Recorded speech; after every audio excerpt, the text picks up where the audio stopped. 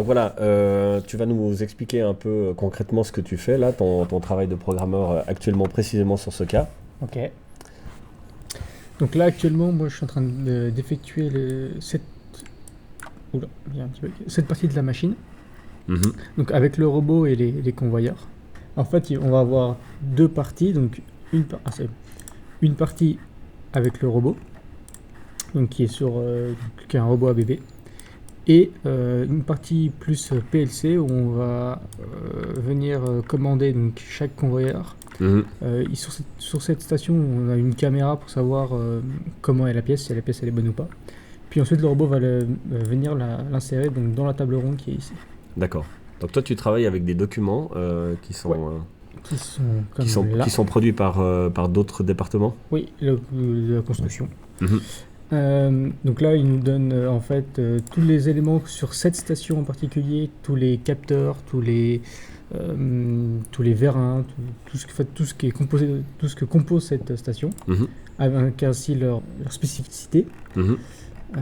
Donc par exemple là on voit qu'il y a le robot. Sur le robot on sait qu'il y a une pince et qu'elle est mappée ici en 110.02 par exemple. D'accord. Donc Et tu as des numéros d'identification Ouais. qu'on va retrouver après aussi dans ton programme. Dans le programme et, Mhm. et aussi c'est important, on sait dans quel état la pince est au repos ou activée. Mhm. C'est très utile. Donc en fait là sur la partie robot, nous comment on fait, c'est qu'on va juste dire au robot va cette position, va cette position, va cette position. Mhm. Et c'est le PLC, donc cette partie-là, qui lui dit quand le faire. Donc, par exemple, là, si je vais sur la partie robot, voilà, j'ai mes étapes ici.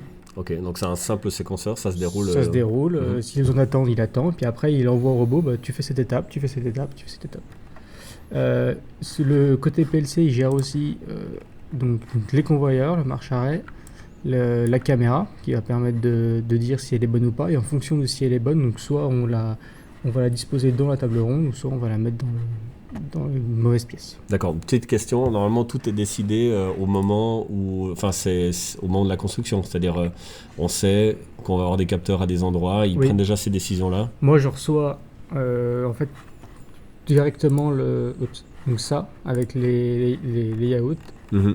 et la séquence en fait que je dois réaliser. Après, bien sûr, il y a des fois où on doit discuter parce que c'est pas possible de faire comme ça. En fonction du développement, Il y a on des ajuste. améliorations Oui, on qui se font ajuste, en cours de route, ouais. bien Ouais. sûr.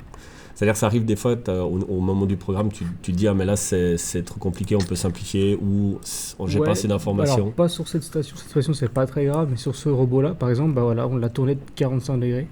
Ah ouais, Parce que il pourrait aller ici, même comme il était posé, mais c'est plus simple juste le tourner de 45 degrés et qu'il fasse ses rotations.